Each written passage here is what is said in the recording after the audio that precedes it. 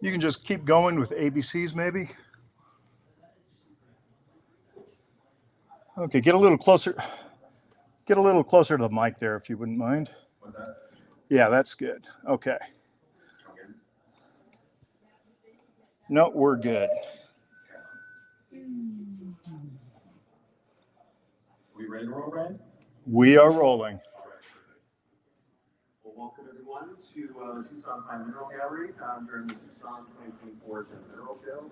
My name is Steve Evers. I'm here on behalf of the Tucson Fine Mineral Gallery. I would like to welcome in Jesse Fisher with his presentation on the Rutherford Mine up to 2017. And I'd like to extend a very sincere thank you to both Jesse Fisher and John Braver for displaying their mineral specimens on their time during the Rutherford Mine here at the Fine Mineral Gallery. So without any further ado, I'd like to bring up Jesse Fisher to present his talk.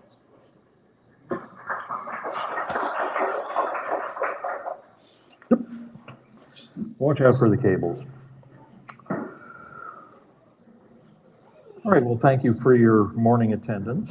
I know there were lots of late night distractions last night with all the opening parties, but we seem to have gotten a few people here regardless, including our technician. I didn't find out which party he was at though. At any rate, my name is Jesse Fisher. I was involved in the Roger Mine project between about 1999 and 2016, along with my partner, Cal Graber, who I haven't seen yet today. So, but this is all old history to him. Perhaps he's just had enough of it. But I'm going to run through a brief history of what we did in that time there. The Rogerly Mine is located, where's the right one? There we go, in the eastern portion of Weirdale, which is, a dale is a river valley. It's the valley of the River Weir, I'm so sorry, buddy. which cuts through County Durham. Oh, I'll turn down northern England. It's also the site of a good number of other well-known mines to collectors like Heights, Blackkeene, Boltzburn, etc. And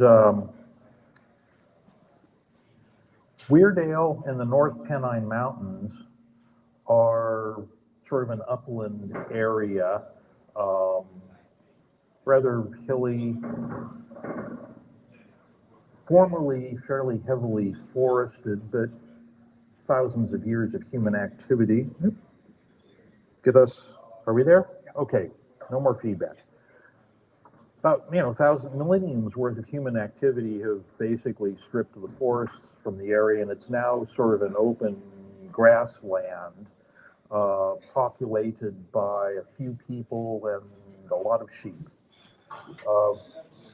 During the summer, on a day like this, it's a very, very scenic, pleasant place to be.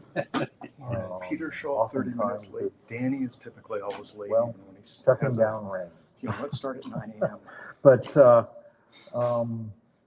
set the stage here a little bit on the geology and geography.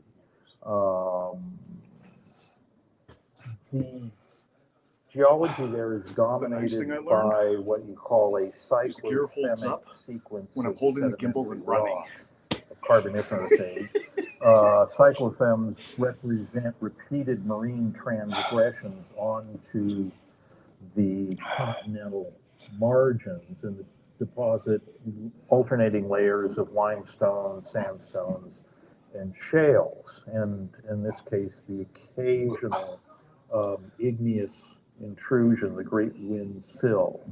But that doesn't concern our story here today because it's much farther down in the stratigraphic sequence.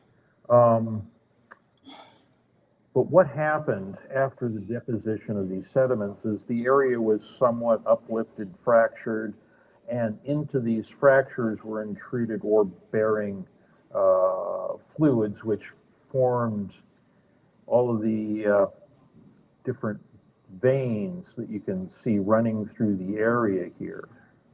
And into these veins were the primary minerals of economic importance were lead, iron, and zinc. And in more recent years, it's transitioned to the production of non-metallic ores like fluorspar and barite. And the unit that's the most interesting in terms of mineral production, specimen production, not ore, but specimen production is this thing called the Great Limestone, which is near the top of the sequence. It's a very thick and well formed layer of limestone, usually about 100 feet thick or something like that. And it crops out all along the margin of the Weardale Valley. You can see it in the blue around here, mirroring the topography. And this is where you have the most well-developed sequence of what they call metasomatic replacement deposits. And what these are little horizons at select levels in the limestone that have formed lateral to the vertical veins. And the vertical veins are the ones that are most important for ore production. But these metasomatic flats, as they're called in the area, are where the most of the well-crystallized minerals come from because they're cavity rich. And these occur at about 3 different horizons in the Great Limestone. The most important one is near the top, and it's called the High Flats Horizon. And that's where the majority of all of this specimen collecting work has been done. Now, this limestone is also makes excellent stone quarries for crushed stone, cement making, etc. And the Weardale Valley is sort of ringed with old stone quarries. And one of these, where the Rogerley is located, it's a quarry, same name, the Rogerley Quarry, back in the early 1970s, was discovered to have some mineralized veins by a couple of local mineral collectors, Mick Sutcliffe and Lindsay Greenbank. These veins were what you would call sub-economic, so they were never of interest to for ore production, but they were kind of a nuisance to the quarrymen because they were contaminated. It wasn't pure limestone, and so they tend to bypass these in the quarrying operations. And after they were done and the quarries were abandoned, you could see them as extending out into the quarries as promontories. And one of these in the Rogerley Quarry was discovered to be producing crystallized specimens of fluorite, which were originally collected from the quarry floor. But this came to attention of Lindsay and Mick, and they were a little more adventurous than some people, and discovered that the principal source of the specimens was way high up there. And after attaining the proper permissions to go in and collect, they went in and originally started roping down from the top of the quarry and collecting from ladders and dangling on ropes and other exciting things like that. After a little while of this, it became obvious that if they were going to continue, they would need to sort of carve a platform to work from and follow the vein and the associated flats back into the hillside. So they undertook what was essentially the first operating mine in the UK specifically for mineral specimens rather than ore. And over about 25 years, they developed an underground working from a ledge that they had carved.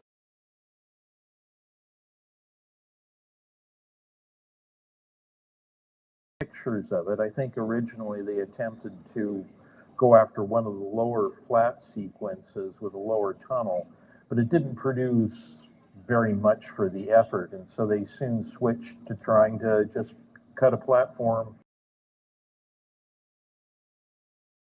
start an underground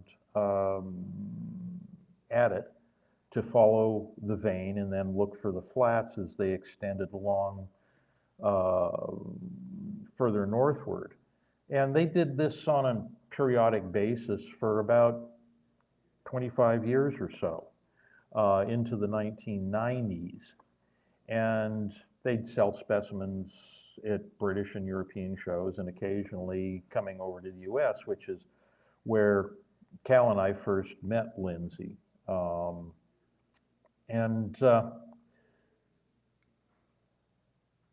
This is a few specimens from early on. The Greenbank vein, which is the north-south trending vein in which the majority of the workings were developed and produced the classic green floret that it's known for now.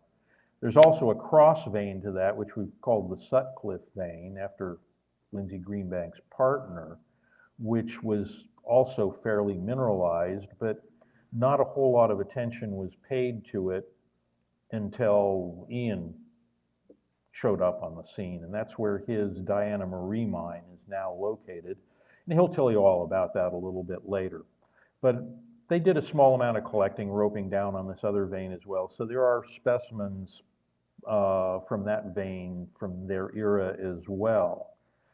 But in the mid-1990s, Lindsay contracted some type of bacterial infection, which caused him to have a heart valve replacement and any of a number of other things. But the long and the short of it was he had to conclude that he was not up for doing this kind of physical work anymore, and was in the process of shutting down the mine when this whole situation came to Cal and my attention. And since we had both met Lindsay and we were both familiar with traveling in the UK,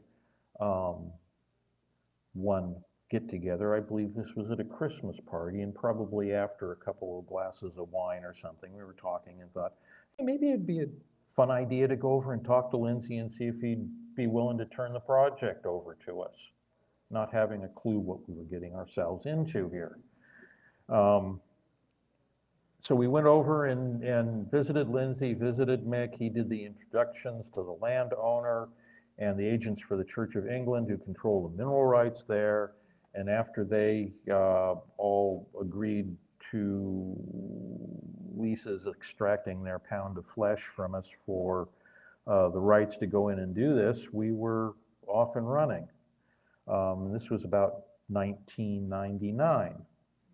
Well, of course, the mine had been fallow for several years, and along with predation by local collectors who'd break in and sneak in and do all kinds of stuff, the infrastructure was a little in poor repair. You can have a look at that ladder there. That's definitely not up to OSHA standards. In fact, it was a little shaky trying to walk up there and have a look around the first time. So what we did in spring of 1999, we showed up with a crew of other unsuspecting individuals who thought it'd be fun to go along and have a go at, and started to try and rehabilitate the workings. And after about 6 weeks or so, the ladder had been rebuilt. We had gotten some equipment in there. And I really think that was one of Lindsay's prime motivations in turning this over to us, because he had this whole yard full of old equipment and he knew that he had a willing buyer there for it.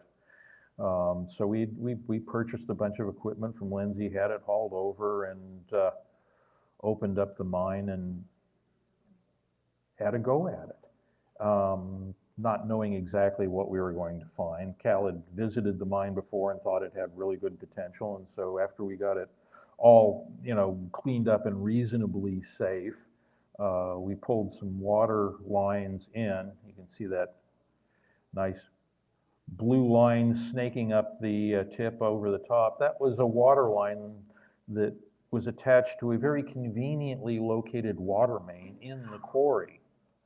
And it turns out that that was probably one of the single most effective tools for collecting we could have ever pulled into this place, because there's lots of fluorite, but there's far more mud. But before I dive into exactly what happened here, this is just an hand-drawn map of the work that we did there in the time that we were there. The entire workings from the portal to where we left off in 2016 is getting close to 1,000 feet, over 300 meters. The original workings from Lindsay and Mick's era are right down in this area, just the straight up tunnel. And they got up to about this area right there in 25 years or so. So they were, you know, they weren't trying to work this full time. They would just, in the winter, they wouldn't come up because of the weather and the snow and all that kind of stuff. But you know, they got that far in that period of time. One of the things that happened shortly before they gave up on the project was that there was a big collapse in this area right here, and they had to dig their way back in and go around it. But what it meant was the whole area in here was fairly unstable. And one of the first things we had to do was support the workings in there. But that meant that we were going to have to put a whole bunch of posts right down the middle of their old tunnel, and that meant that we couldn't drive equipment in and that way. So on our second year there, we started a tunnel to bypass all of this, which ended up connecting the main drift right about where they left off. But during the first summer when we were working there, before deciding we needed to do this, one of the things that we first encountered was what I named the black sheep pocket. And this was literally on the first day or so that we were actively prospecting the place for fluorite. I found a patch on one little alcove on the east side of the existing tunnel that was showing a bit of green fluorite. And so we got in there with our handy little piped in water and started spraying at the mud. And you can see a sequence of photographs here taken over a few hours of what transpired. First one here, you're just seeing the mud being washed out. Here you can see the first openings to the cavity.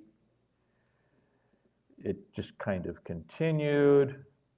And then after not too long, you could lie on your back and crawl in there and collect. And this turned out to be a fairly extensive pocket zone extending to the east, and it yielded far more material than we ever thought we would have to deal with there. And so all of a sudden we're looking at a flood of fluorite, and what are we going to do with it? So we had to set up a preparation facility and the cottage that we were renting, and try not to annoy the landlords too much with all this sawing and packing and cleaning specimens and carrying on when they were used to just the sheep wandering around. And one other thing that really was sort of innovative at the time was the diamond chainsaw. I believe Brian Lees had pioneered the use of that up at the Sweet Home for collecting his rhodochrosite. And we decided to spring for the money to get one of these things too. And it was probably one of the best investments in equipment that we ever got. And this is a couple photos of our head collector there, Southern California collector we recruited to come over, Byron Weegee. And he was quite well known for collecting in the Southern California area, and a lot of experience in the tourmaline mines and stuff like that down there. But he seemed to be quite happy signing on with us to go over to cold, wet, muddy northern England rather than nice, sunny Southern California. And I think the fact that there was a pub right next door to where we staying was had a good bit to do with that attraction. But this is a picture of one of the first plates we extracted with the chainsaw. In retrospect, it probably wasn't worth the wear and tear on the chainsaw, but it proved the point that yes, it was a very effective tool to be used there. And just a selection of specimens from this pocket zone. It was the limestone was quite silicified there and difficult really to collect, so the chainsaw was put into fairly heavy use that summer. As we continued eastward, the pocket zone pinches and swells, and to the east, excuse me, we encountered another area which I just call a greater part of the Black Sheep zone. But we got into this when we were driving that bypass tunnel through, and all of a sudden we ran into more fluorite there and had to stop to do some collecting there. So in 2000 and 2001, we were busy collecting in this eastern extension of the Black Sheep zone. As we bypassed that, heading north to the junction where our bypass tunnel intersected Mick and Lindsay's original tunnel, there were a couple other small pockets. This one we called the Solstice Pocket because we hit it on June 21st. And it wasn't particularly big, but it produced an awful lot of nice plates of very gemmy, if somewhat small, fluorite crystals.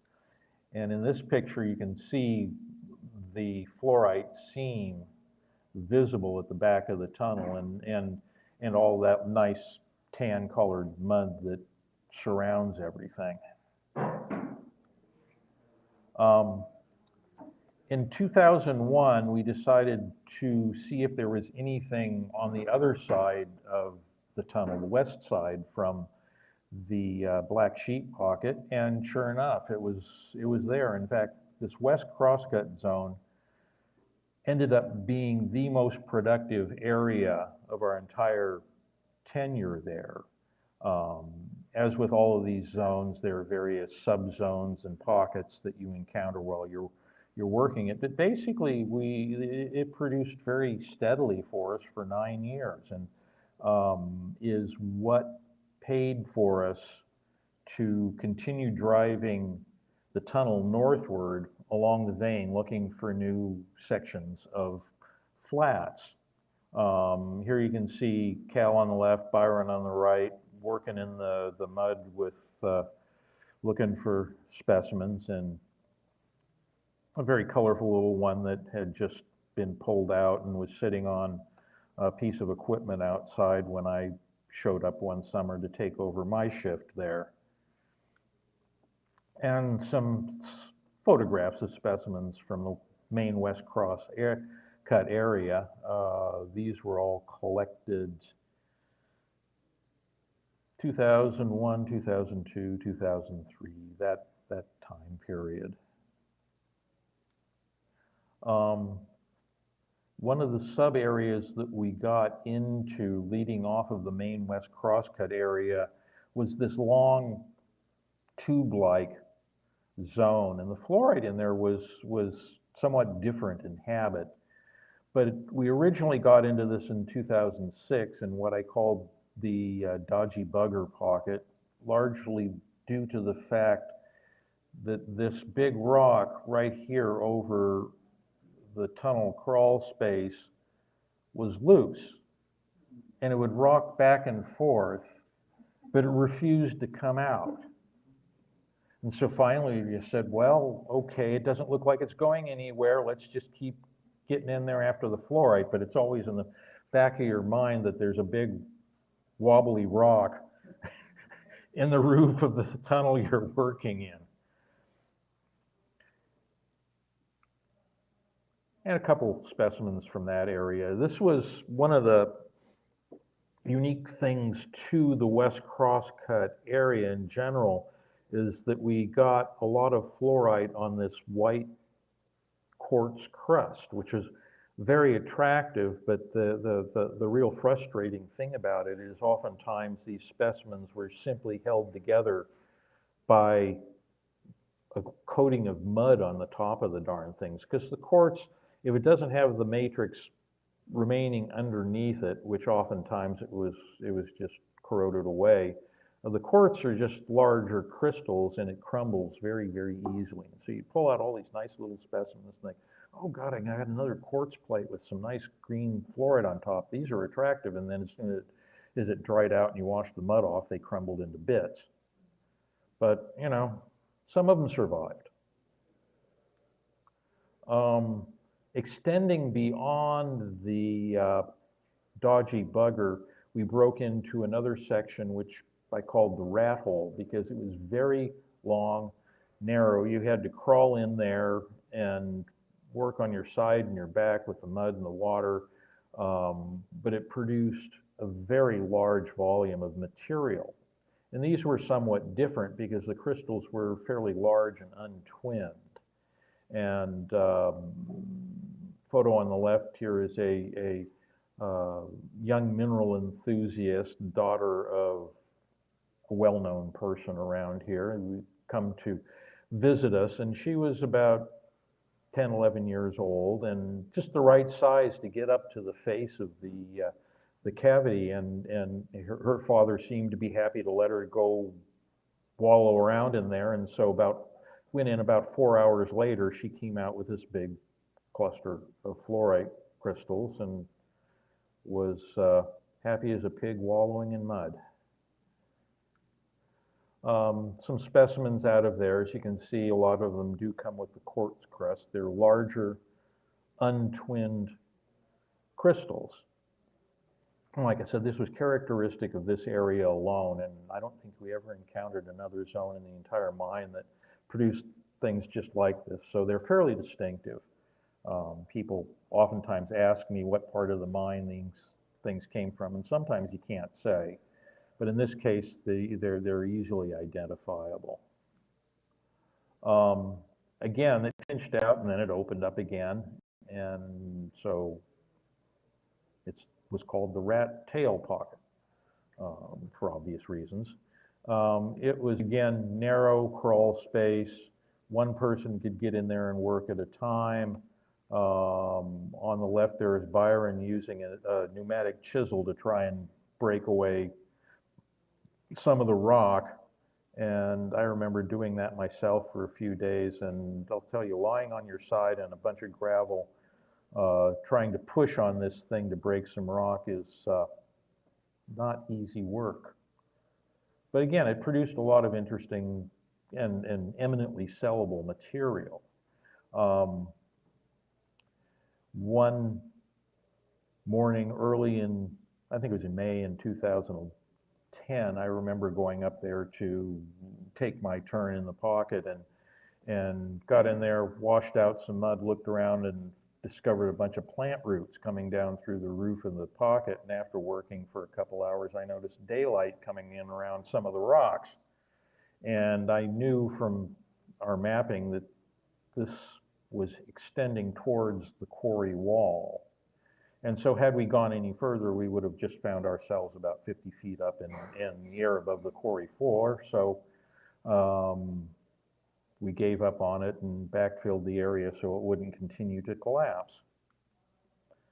Some specimens from the rat tail. I think it was smaller than the rat hole, but I think it produced the finest material from the area. A couple of specimens, and the one on the quartz there on the left was something that I remember pulling out myself when I was lying on my side in a puddle of mud and water, trying to reach around a rock column that I couldn't get around because it wouldn't take me and my helmet and cap lamp at the same time. So this is kind of like collecting by braille.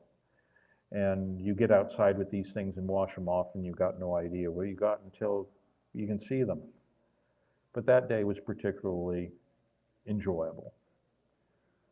As this was going on back off of Mick and Lindsay's old tunnel, we continued to drive forward, and it was, I don't know, 200 or 300 feet before we hit another productive zone. So it took us a few years to actually get up there. But in the summer of 2007, just as we were in the middle of the rat hole pocket, we finally hit another zone of flats, and this one produced perhaps the best quality material we ever found in the mine. Of course, along with that, it was one of the smaller pockets we ever encountered. But because of the large and gemmy nature of the crystals, it got called the jewel box pocket.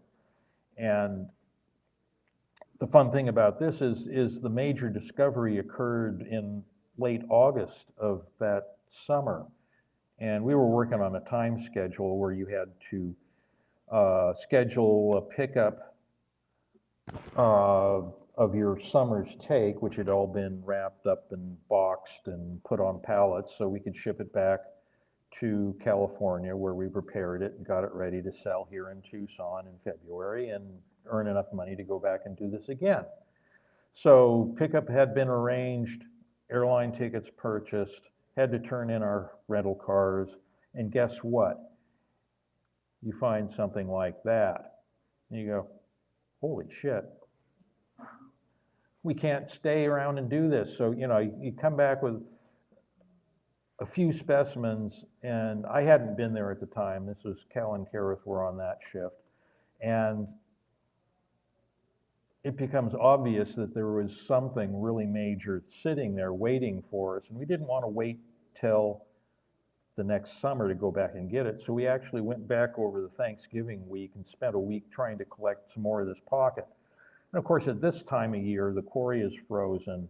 It's exceedingly cold. If you get yourself really wet, you're looking hypothermia in the face. But we went up and spent a few hours each day collecting these things, filled a couple of big shipping bins with these things and had them sent FedEx back to California. And the next Tucson was what finally put us into the black, as they say, in terms of the money we got out of this operation. And I think that was the first time the partners ever actually got a cash disbursement after Tucson, because before that, everything had to just go back into operating expenses. But there's a few of the specimens from the pocket. There's Byron in November holding one of these things, looking probably a little grumpy because it was bloody cold out there, and I was making him pose for photographs, which he did not want to do. Some more proper photographs of it. The large one there was the same specimen that you saw in Kareth's hands, and this was the one that caused us to decide to go back there and spend some time collecting in not optimal level. But you see things like that and you go, okay, it's worth it. The pocket was very small, and by early the next summer in 2008, we'd pretty much worked our way through it, but it opened up again fairly quickly into what was called the Bluebell Pocket, named after the pub next door to our residence that benefited from a fair amount of our spending capacity there. The take on a fairly good day of collecting spread out there, and that's the kind of thing you go back and look at the photographs and say, yeah, that was fun. But I don't take photographs of the days where you find absolutely nothing, usually. So you forget about those and just remember the good days. This was perhaps the best specimen that came out of the Bluebell in July 2009. Lovely big thing. I wish I knew where it was now, but running this operation, we had to sell most of the good stuff just to pay for going back and doing it again. But it was quite a thrill to be able to handle something like that for a while. A few more modest specimens from the pocket there. Again, they were similar to the jewel box, large gemmy crystals on a matrix of smaller cloudy ones that set them off rather nicely. The big one on the right there is now in the possession of another fellow in the audience here, who about this time had retired from his position as a civil servant in the UK and started coming up and volunteering his time to help us, you know, wallow in the mud and then go patronize the pub afterwards. And, you know, if you're in the right place at the right time, you can lay your hands on things like this. And every time I go to visit him, I think, well, I wish I still had that, but hey, I know where it is. The bluebell pocket zone started to wrap up on us in summer of 2009 and kept pushing forward. And because when we were back in Lindsay's old tunnel, the flats occurred mirroring each other off of either side, so we'd periodically look on either side of the main vein where we were driving the tunnel and to see if anything was there. It started showing fluorite on the west side of the tunnel right about this point.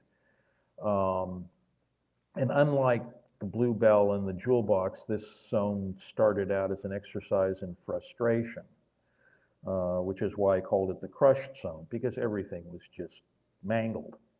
We got a lot of gem rough out of that, which satisfied some of the cutters of exotic stones that were buying from us, but very little in the way of specimens. And the one pictured here gives you an idea how nice and gemmy the stuff was, but that was one of the few ones that wasn't chipped and generally rendered useless as a specimen.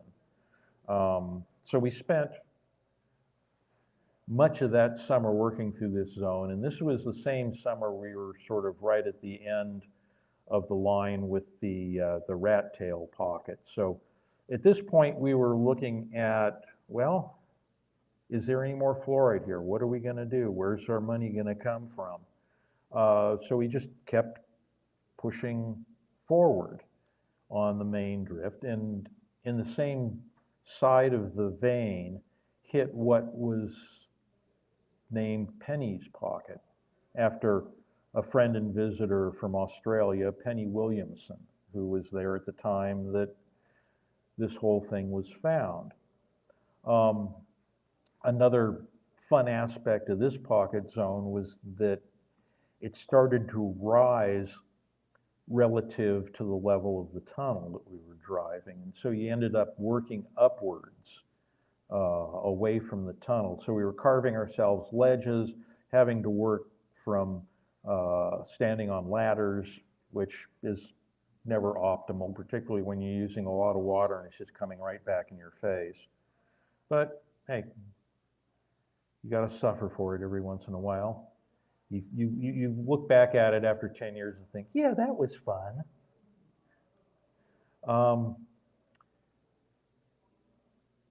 But the specimens from these different pocket zones all have their own unique characteristic, and the Penny's Pocket zone gave us a lot of very large plates of fluorite. We used to joke that working there was one day spent digging one specimen collected, and that was good. We were able to cut them up into smaller bits and sell them on. They were quite saleable. During this process, however, we encountered what turned out to be by far the largest specimen we ever got out of that mine, which we just called the Weardale Giant. And here's a picture of it being exposed. You can see all of the the thick mud underneath it that, you know, you have to scrape away by hand or with your water hose, because you don't want to risk scratching the crystals or anything like that. So this took us about, what was it, 2 weeks to excavate or something like that. And finally, then you had to decide, how are we going to get this out of here? This thing probably weighs, I don't know how many thousands of pounds. It was a big rock. So we had to construct a scaffold and drop the thing onto a little padded sled, slide it down, get it onto our battery-powered locomotive, and drive it out of the mine. And so here's a before and after. Digging it, getting it out, and the crew posing for photographs after it's all said and done. They said this zone continued up into the roof, and the last summer we were at this one, 2013, we found ourselves collecting from a scaffold in the middle of the tunnel,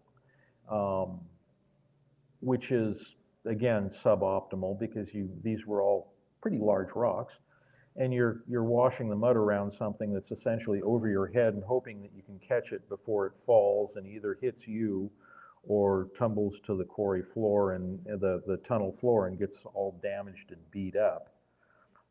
At this point, we decided that it was time to start looking on the other side of the vein again.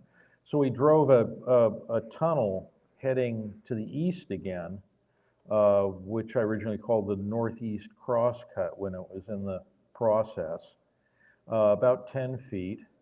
And here you see our local miner recruit, Dave Beadle, who came on with us fairly early on. He had spent about 25 years working in the commercial mines there, and they had all pretty much wrapped up by 1999 when we showed up, and he was out of work. And he also was one of a small handful of miners in the local industry who recognized the value of the mineral specimens, what the locals call the Bonnie bits. And so he and a partner would spend as much time as they could actually collecting in some of these other mines like Fraser's Hush and Cambakeels, and were probably responsible for a fair amount of the commercial material that emerged during that time. But he happily signed on with us and basically became our head miner and our mine engineer. Effectively effectively taking over from Byron, who sadly passed away on us in 2010, probably was from cancer, probably resulting from the exposure to the defoliant Agent Orange while he was serving with the Marines in Vietnam in the mid-60s. But Dave was a skilled, competent miner. He knew how to drill, blast, timber, muck, fix old equipment, and we'd let him do his job. He'd get out of the way, and then the rest of us would have at the exposure to see what we could find. And it worked, it was a nice sort of arrangement, and worked for several years there until events conspired to change everything. But the Northeast Crosscut, about 10, 15 feet, and there was another section of flats to the east. And so it was heading north again. So after we got into it, we turned the tunnel heading north. And while we could drill and timber this section, the other one was narrow. It was carved by hand. And you can see the working environment here and some of the specimens that it was actually giving us. So as that little crawl space continued, you had to muck everything out by hand. And after you were hauling buckets of mud and muck for about another 15, 20 feet, crouched down in this area, we decided that this isn't fun anymore. And decided to drive the tunnel northward and then angle it to the east to intersect where we thought we had reached at the end of the crawl space. Well, this is about where it got really fun. The piece of equipment you see here is called an MCO 12B. And it was standard equipment in small-scale mining operations through much of the 20th century. And this one was probably seen about 50 years worth of service in various mines around there. Well, during the summer of 2013, it decided that the gearbox had done its duty and it promptly collapsed on us, which, as they say, becomes a learning experience. Dave was a miner, not a mechanic on these things per se, but he had some idea what would need to be done. And a lot of that involved pulling the wheels off of the, it's called a mucker, because the muck is, you know, it's the muck you have to scrape up and get out of there.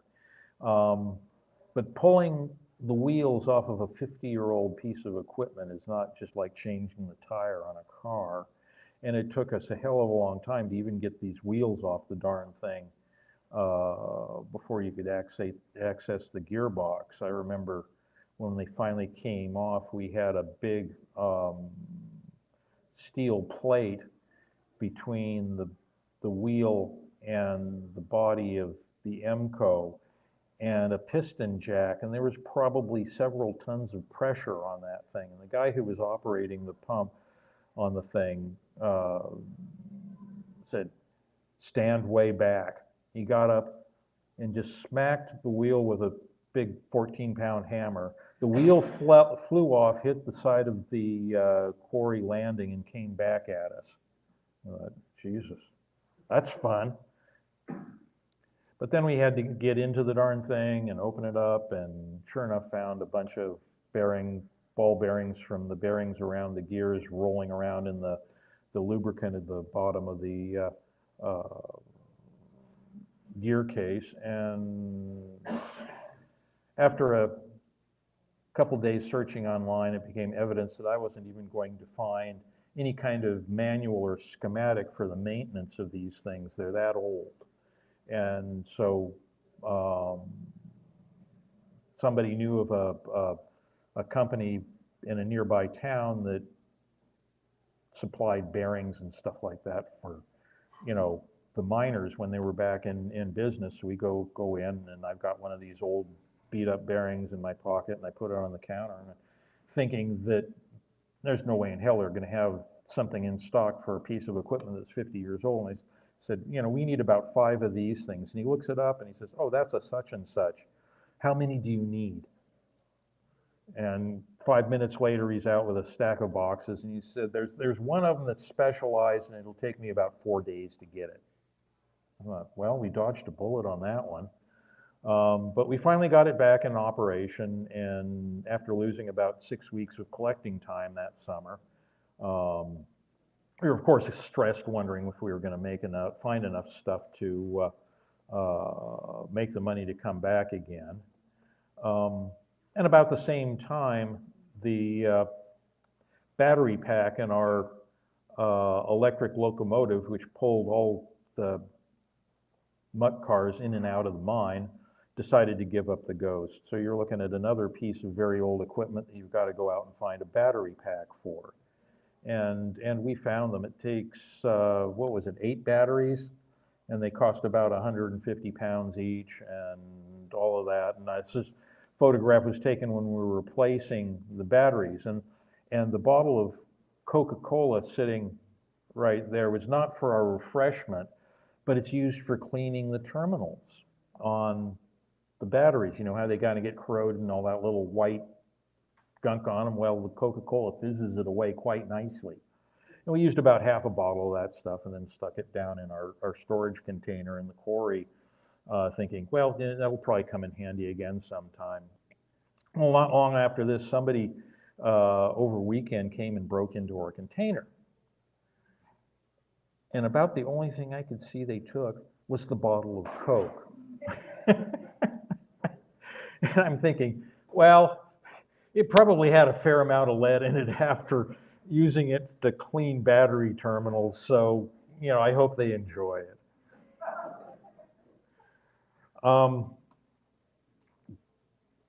But when we drove the tunnel around to connect the end of the zone that we had excavated by hand, to our joy, we discovered that it pinched out just right at that point. I think we got a handful of specimens out of the thing when we finally reached the end of that zone of the tunnel. And it's another one of these, oh shit moments. Okay. So you just angle the tunnel forward and keep going. And sure enough, it picked up after about another 10 feet. It returned. And this one we dubbed Bluebird's Pocket Zone number 2. The name for this zone came from the fact that our local helper here, who is a resident of Cardiff, their football team, the Bluebirds, had been elevated to the Premier League that year, which was a momentous occasion for the football fans. Sadly, that only lasted a year, but the Pocket Zone lasted a couple more, so, you know, it wasn't a complete loss.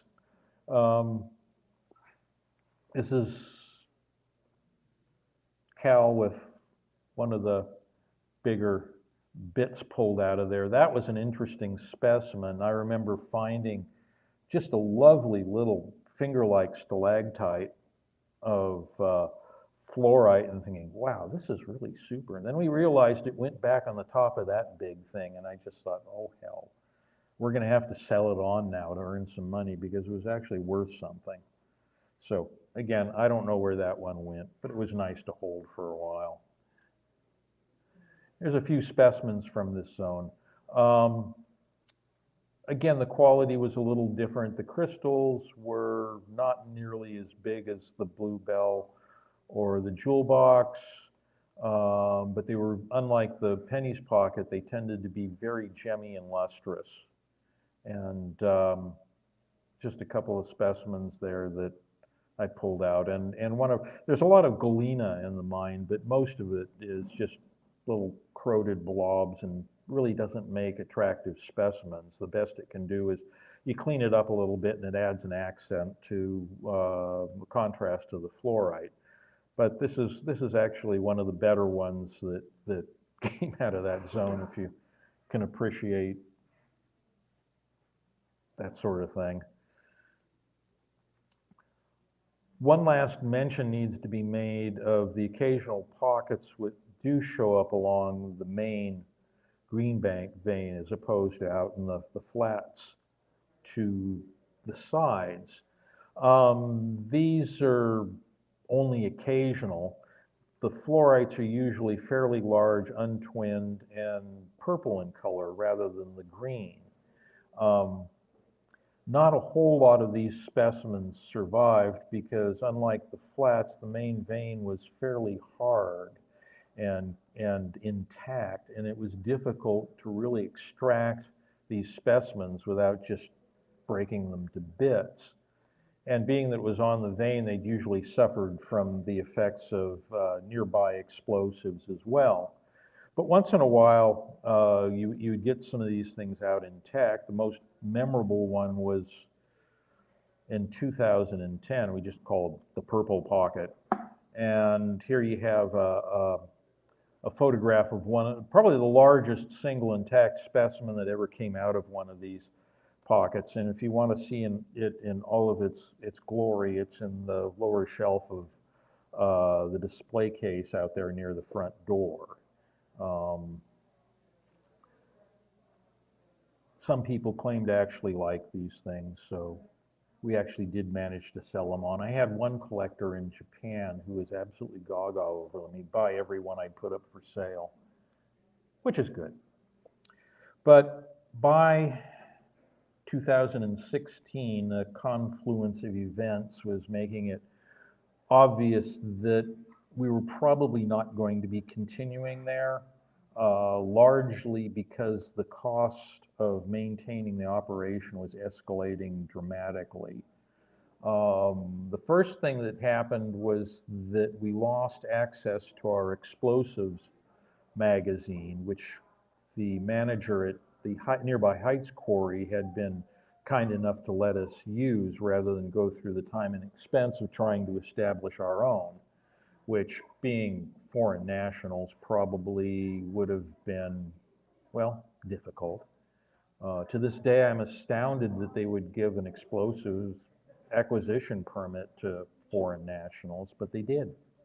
But then again, that was back in the old days when if people knew you, if they trusted you, they thought, yeah, they know what they're doing. It's okay. Can't do that now. But we lost access to the magazine when the manager took another job somewhere else, and the new manager came in and decided they didn't want the hassle and liability of maintaining their own magazine, so they were going to subcontract it all out to a blasting company. So that was that. We briefly looked into the costs of trying to put in our own magazine and realized that it would have been thousands and thousands of pounds. About that time, there was a change of staff in the mines inspectorate, the health and safety executive, and one day a crew of about 4 or 5 people in coats and ties showed up at the mine to have an inspection. And previously, the fellow that we had dealt with would come up once a year and have a look around and make a few recommendations. But he said, yeah, you know what you're doing. Your man here, Dave Beadle, is competent. It looks reasonably safe. Carry on. These people were working from a different set of rules, which were primarily derived from coal mining, which is a nasty business. And after wandering around and looking through and scribbling in their notebooks, they sent us a big detailed letter about all the changes we needed to make. And again, it looked like it would have cost thousands of pounds to do that. And given that, you know,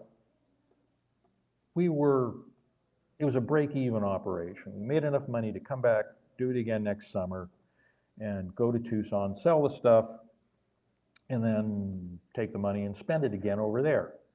It was obvious that without taking on investment money or something like that, our time was done. Because we just couldn't afford to do it anymore. So we had been approached by the gentleman who operates this facility here now, and who was interested in taking it over. And after making the due arrangements, we said, here, have fun. You can throw your money down a hole in the ground now. But to wrap it up, I need to introduce the cast of characters in our story there. The fools and their money are up there in the left. Year 2, but you weren't there in a muddy overall to pose for the pictures. So the writer Lindsay and Mick, who were responsible for this all to begin with, they are both sadly no longer with us.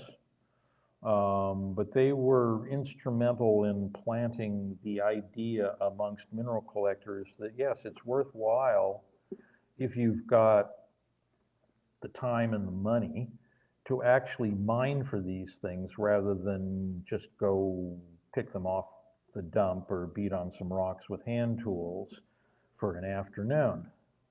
Lower left is Dave and Byron, our 2 workhorses there. This is with a stack of these shipping boxes that we've all wrapped up, and they're sitting in the quarry waiting for the delivery truck to come and pick them up and transport them back to California. And lower right is Tim Sherborne, who was not directly involved in the mining operations, but he handled a lion's share of the cleaning and preparation for us and managed our sales room in here in Tucson, next door at the old Inn Suites, for about 10 years.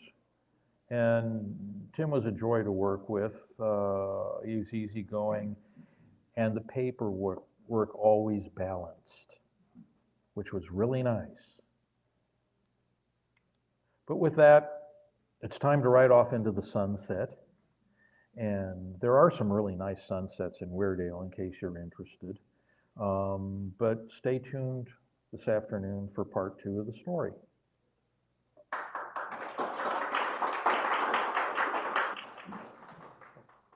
Steve. Jesse, do I remember correctly that the Weirdale Giant was broken up? Yes, that is my understanding. Hold on a second. What? Brian? Oh, repeat them. Yes, I will. He's recording this, so I have to repeat your question so we can record it. Was the Weirdale Giant broken up? Yes, it was. We spent a bit of time fruitlessly trying to place it with the British Museum of Natural History in London. We even had donors lined up who were ready to purchase the thing for the museum, but for some reason they just couldn't get their heads around the idea, so it never happened. What we ended up doing was crating it up and sending it back to California with the rest of our shipment, cleaning it there, and we brought it to Tucson in, was it 2013, I think, and had it on display there. And a local dealer bought it from us. Now, I have not seen it since, but I'm told that it was cut into at least 3 pieces. The middle big piece was kept in one. Yeah, with that ridge of big crystals running down the middle of it. And that was probably the attractive part of it. What it had going for it really was that it was just plain big. The crystals weren't hugely lovely and gemmy or anything like that. And afterwards, I think we all decided that if we ever found another thing like that in the mine, considering how much time and effort it took to get out of there, we were going to blow it up in place. We're not going to go through that again. But it didn't happen, so we don't know what we would have really done. Anybody? Yes, back in the corner. What mining experience did you have before you took over Rogerly, and to what extent did that translate, and what new did you have to learn from Rogerly? Okay, what mining experience did we have before taking over the Rogerly, and what new did we learn by doing it? I'm a collector. I'm not a miner. My partner, Cal Graber, was educated as a mine engineer from the Colorado School of Mines, but he's a mineral dealer. Byron, who accompanied us over, was probably the one that knew most about actual mining from Southern California. But basically, none of us were experienced at this. We were babes in the woods, as they say, thinking, oh, this will be fun for a season or two. And then all of a sudden, it turned into a real mining project. And that's where the local fellow, Dave Beadle, was a lifesaver, because he was a professional miner. He knew how to do all this stuff. He knew how to drill, blast, muck, timber, maintain the equipment, and we learned by doing and watching. And we knew he was there to pretty much save our asses as we did something wrong, you know. So yeah, it was a learn as you go experience. We walked into it with very little idea of what was about to happen to us. Yeah, Brian. From what you know, the other mining projects that are going after fluoride, Mm-hmm. England now, are they having to deal with the same issues in terms of mine regulations Are they seem just able to do that more, or? Okay, There seem to be several I've heard that they've seen specimens from. yeah. Are the other mines that are operating there for specimens having to go through the same issues as far as regulation and such as we found ourselves confronted with? And for the most part, the answer is yes. Because in 2004, the entire mining regulation codes were revised. And about the same time, you get a turnover in staff, so you got new people that come in and they have to, they're tasked with enforcing all of this stuff. And the regulations are like huge old phone books. You know, there's lots of stuff to deal with here. Ian, with his current projects there at the Diana Marie and the cement quarry workings, is up to his eyeballs in this kind of stuff. It's very expensive and time consuming, and there's really no way around it because, you know, there's no other big mining operations there to distract these people anymore, right? So you become the focus of their attention. And Ian is operating this thing as a real full-blown mine. And we were still working on sort of an advanced hobby level, really. There's another fellow there who has been digging fluorite out of a mine that they dug their way back into, but he's more elusive. If they start showing up asking too many questions, he disappears for a while and then comes back and sneaks back in and starts having at it again. So it's, you know, some people are trying to work above board and they're trying to do an operation that's highly visible, so they have to conform to the requirements or regulations. And other people are just trying to sneak in and do it around the sides. So the answer to your question is both. Anybody else? No? Okay. Well, come back this afternoon for part 2 of the story. Thank you. Well, that was Jesse Fisher giving his presentation on the history of the Rogerley mine there in Weardale, Northern England. That was fantastic. He and Cal Graber were operating that up until 2017 when they shut it down. And at that point, Crystal Classics, that's Ian and Deanna Bruce, took over the operations. And so the story didn't end there. There's more to come. And that story is going to be told in, let's see, it's about 2:15.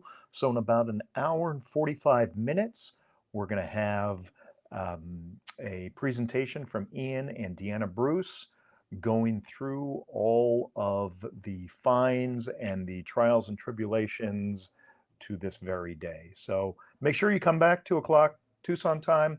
Until then, go out, have a nice lunch, kind of like what I'm going to do, and we'll see you then. Take care. Thanks.